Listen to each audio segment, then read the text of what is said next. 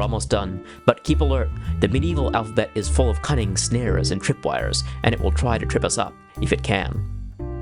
Some letters will try to trick you by changing shape.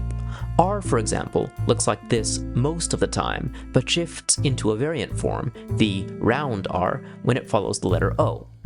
Similarly, S as we know it only exists at the end of the word. The rest of the time it shifts into a long S, which I'm not going to use from my English version since it looks so similar to an F. Speaking of F, notice that the F's crossbar blends into the letter next to it, joining the two letters together. The ear of the G does the same thing, as does the crossbar of the T. This is called a ligature, and is another thing to be wary of, since often the letters will change form depending on the ligature. T is a good example of this.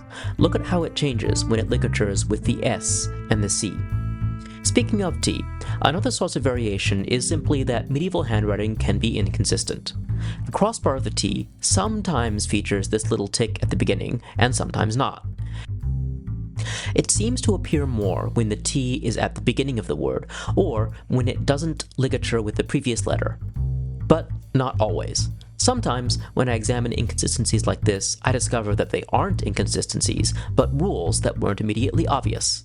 However, I don't think this is one of those times. It really is an inconsistency. The shape of the T crossbar is inconsistent even within the same word. Same for the form of the T crossbar when it comes at the end of the word. It sometimes ends in this wedge shape, and sometimes simply bends down slightly.